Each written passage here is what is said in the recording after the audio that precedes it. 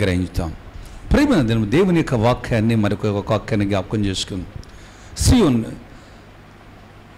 ఏబేలు గ్రంథము 2వ అధ్యాయం, ఏబేలు గ్రంథం 2వ అధ్యాయం 1వ వచనం.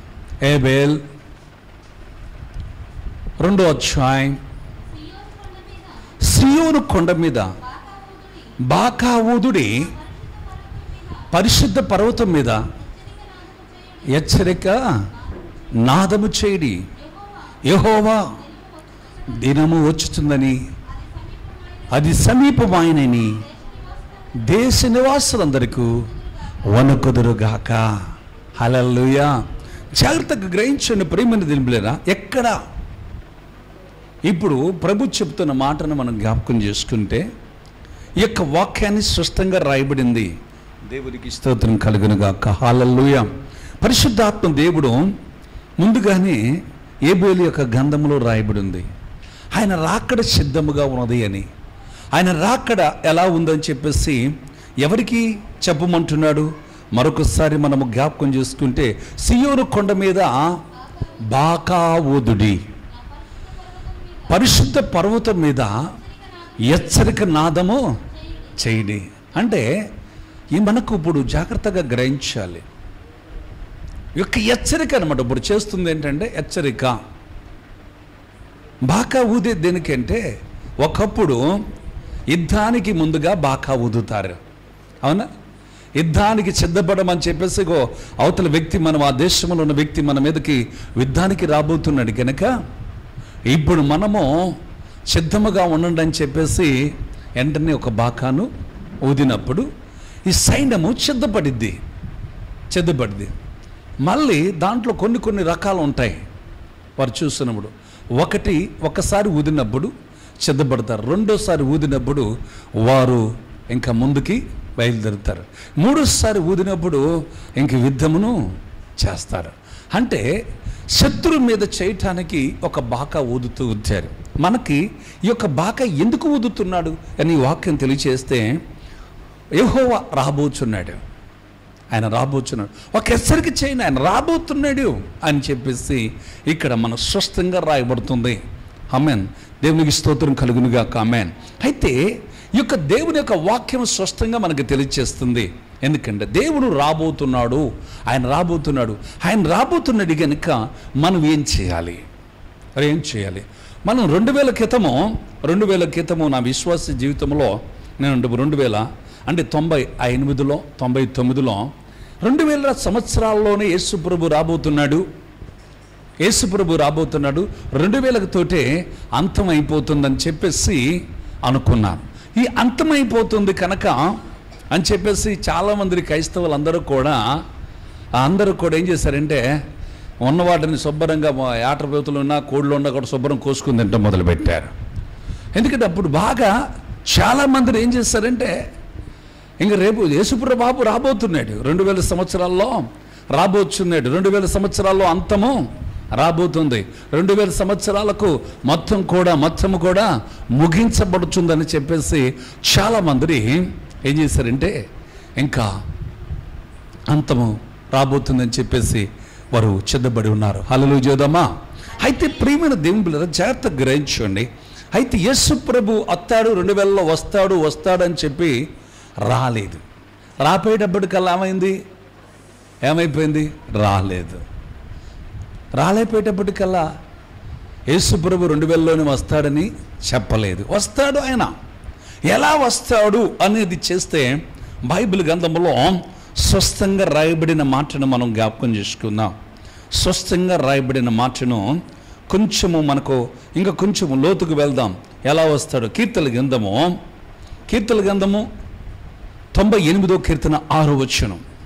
కీర్తన గ్రంథం జాగ్రత్తగా గ్రహించండి.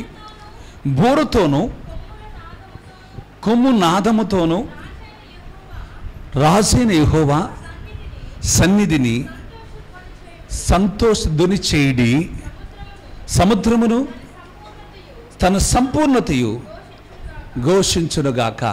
ఎలాంటి ఇక్కడ జాగ్రత్తగా గ్రహించండి. ఆయన రాకడకు ఏంటండి? రాకడకి ఏమంటుందంట? సముద్రము ఘోషించిద్దంట.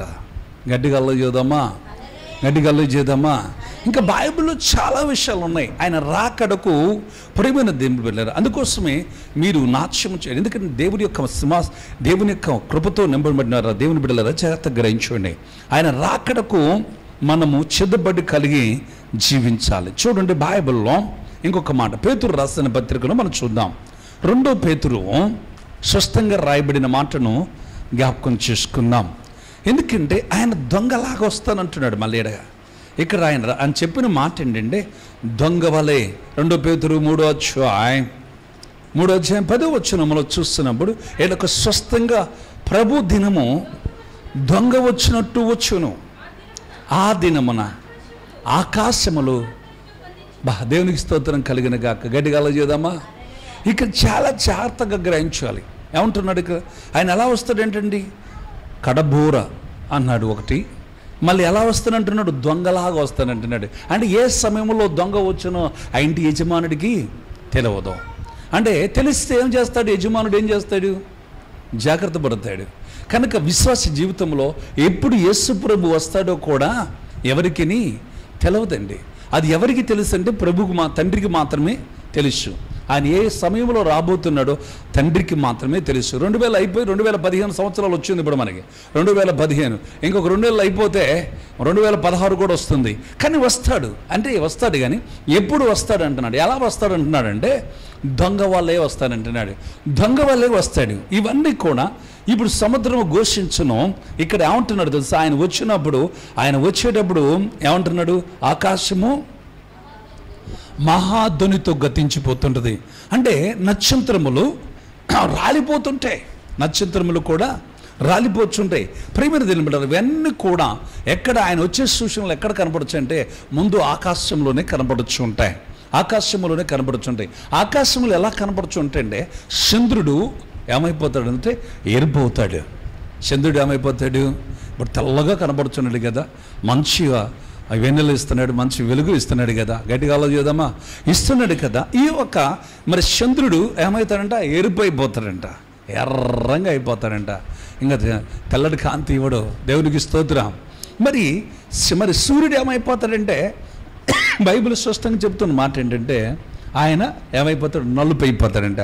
అంటే ఇవన్నీ కూడా ప్రభు రాకడకు సూచనలో ముఖ్యంగా మనకు ఆకాశంలోనే కనబడుచు ఉంటాయి. ఆకాశంలోనే కనబడుచు ఉంటాయి. ఆయన వచ్చేది ఎలా వస్తాడంటే దొంగ వలే వస్తాడు. ఏ సమయంలో వస్తాడో ఒకళ్ళు ఈ క్షణమే రావచ్చు, ఏ రాత్రి రావచ్చు, రేపు పొద్దున్నే రావచ్చు, రేపు పగులే రావచ్చు. ఏ నిమిషంలో ఆయన వస్తాడో కూడా ఆ కడబూర శబ్దం వినబడిద్దో ఎవరికి తెలియదు. కనుక ఏం చేయాలి? మనము విశ్వాసిగా ఉన్నాం. మనము ఏం చేయాలంటే ఎప్పుడు సిద్ధపాటు కలిగి ఉండాలి. అవునా కదా? ఏం చేయాలి? సిద్ధపాటు కలిగి. ప్రియమైన నిలబడారు. అయ్యో ఈరోజు రాలేదులే అని చెప్పేసి మనం ఊరికి ప్రయాణం అయ్యాం. ఊరికి ప్రయాణం అయిన తర్వాత రైలుకి వెళ్ళాలనుకున్నాం, లేకపోతే బస్సుకి వెళ్ళాలనుకుంటున్నాం. బస్ స్టాండ్కి వెళ్ళాం, బస్సు లేట్ అయిపోయింది. ఇంటికి వస్తామా? అక్కడే ఉంటామా? ఇంటికి వస్తామా? అక్కడే ఉంటామా? వెళ్ళాలి. అక్కడ మనం గమ్యానికి వెళ్ళాలి కనుక ఏం చేస్తాం? ఇంకొక గంట తర్వాత ఇంకొక బస్సు ఉంటుంది. లేకపోతే అదే కాకపోయినా కూడా ఏం చేస్తాం? ఆటో అన్నా లేకపోతే బస్కి లేకపోతే ఏదో ఒక రీతిగా మనము వెళ్ళటానికి ప్రయత్నం చేస్తూ ఉంటాం. కారులో పోవచ్చు, లేకపోతే రైల్లో పోవచ్చు, ఏదో ఒకటి అది రాపోయినా, మనం అనుకున్నది రాపోయినా కానీ మనం వెళ్ళటానికి ప్రయత్నం చేస్తాం. ఆ గమ్యానికి మనం చేరిన దాకా మనకు ఆరాటం ఎక్కువ ఉంటుంది. అవునా కదా? ప్రేమ అలాంటి ఆరాటం మనకి కావాలి. ఎందుకంటే ఏదో ఒక రీతిగా మనం ఆ గమ్యానికి వెళ్ళాలనుకుంటున్నప్పుడు బస్సు ఎక్కిపోతుంటాం, రైలు ఎక్కిపోతుంటాం, లేదా మోటార్ సైకిల్ మీద ఏదో ఒక రీతిగా నడిచిన్నబోతూ ఉంటాం. కనుక ఇప్పుడు నీకు ఒక ఆలోచన నీకు ఉండాలి. ఏంటంటే నేను ప్రభు కడబోర శబ్దం వినగానే నేను ఆయన రాకడలో నేను ఎత్తబడే వారిగా ఉండాలి. నేను వెంటనే చూసినప్పుడు నేను రూపాంతరము పొందిన వారినై, నేను చూసినప్పుడు మార్పు పొందిన వారినై ప్రభువుతో కూడా కొనిబడి ఒకవేళ ఇప్పుడు ప్రభునందు నేను నిద్రించినా కానీ నేను చూస్తున్నప్పుడు సమాధులు తెరవబడతాయి. వెంటనే నచ్చిస్తుంది నా దేహాలు ఇప్పుడు మట్టిలో కలిసిపోయినా కూడా అవన్నీ కూడా ఎముకలు కూడా ఏం చేస్తాయంటే ఆ చైతన్యం ధరించుకుంటాయంట. దేవుని స్తోత్రం కలుగును గాక.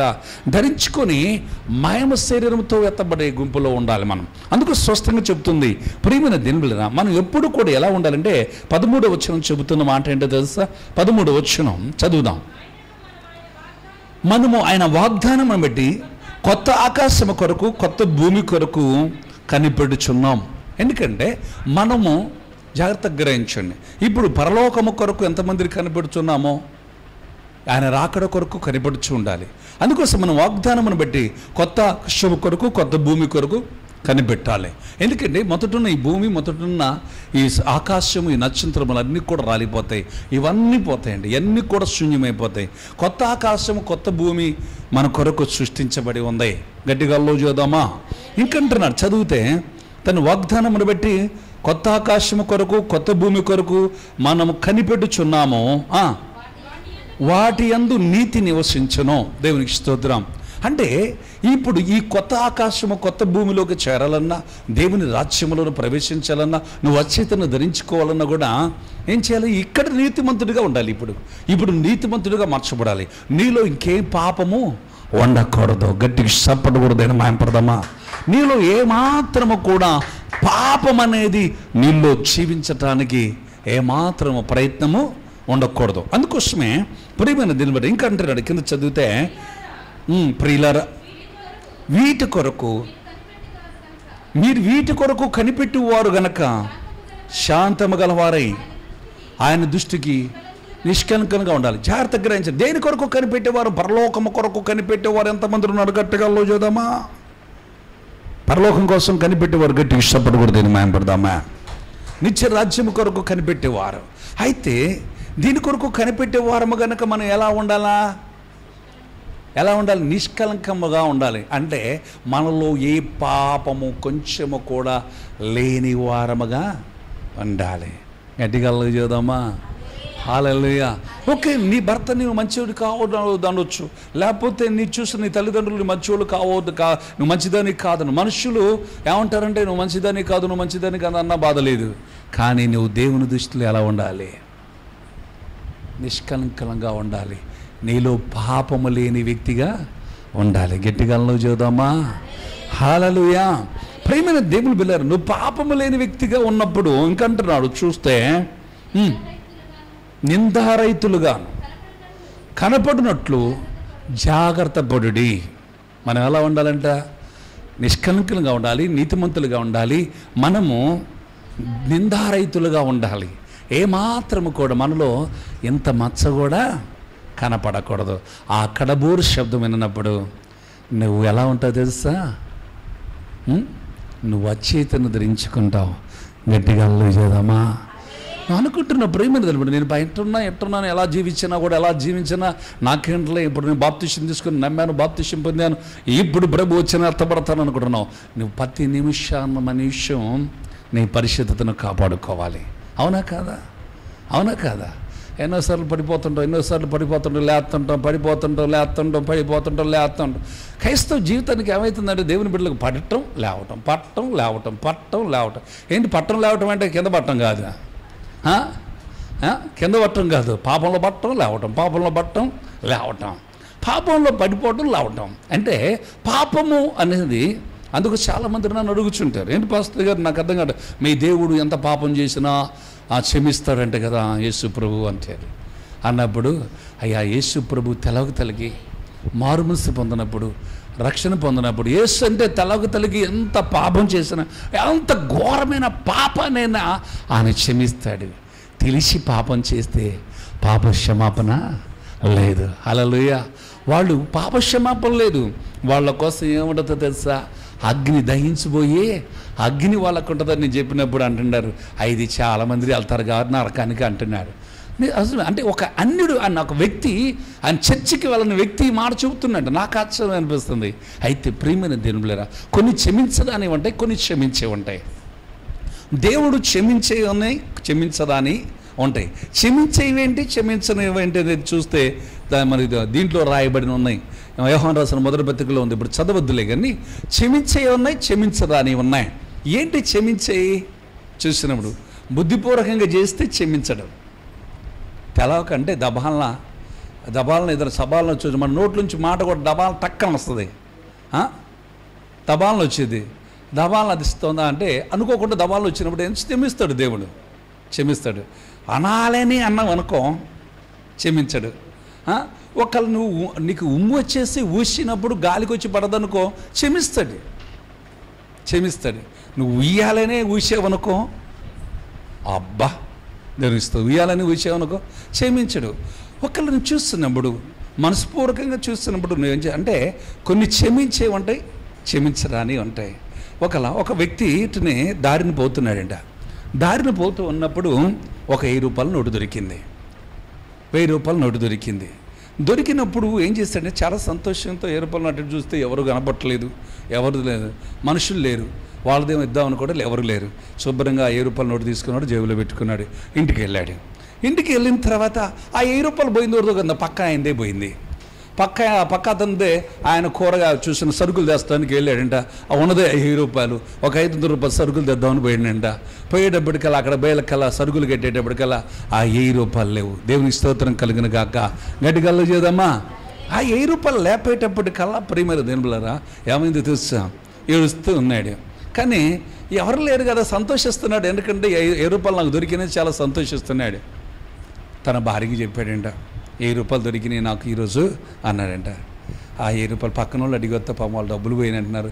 ఎంత 1000 రూపాయలు నోటు పోయిందో, పోయిందో అసలు అడిగొద్దామని చెప్పేసి తన భార్య పోయిందంట. పక్కకు పోయి పోయింది. ఏంటమ్మా ఏడుతున్నావు ఏంటంటే, మా ఆయనకి 1000 రూపాయల నోటు ఉంది, 1000 రూపాయలు ఏమన్నా మా ఇంట్లో, ఆ 1000 రూపాయలు సరుకులు తెమ్మని చెప్పేసి పంపించాను, అది ఎక్కడో బారేసుకున్నాడని చెప్పేసి బోరుని ఏడుస్తుందంట.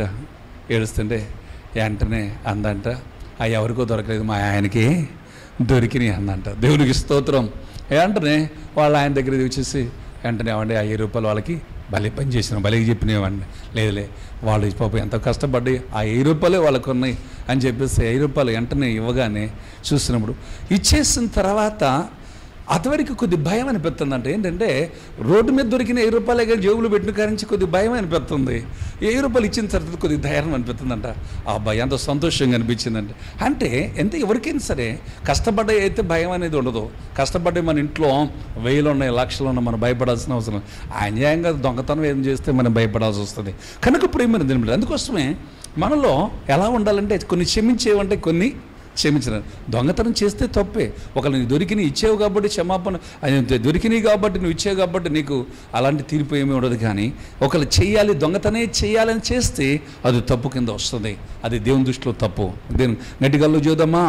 అందుకోసం మనం ఏమంటున్నాడంటే నిష్కలంకులముగా ఉండాలి, అంటే పాపము లేని వారముగా ఉండాలి.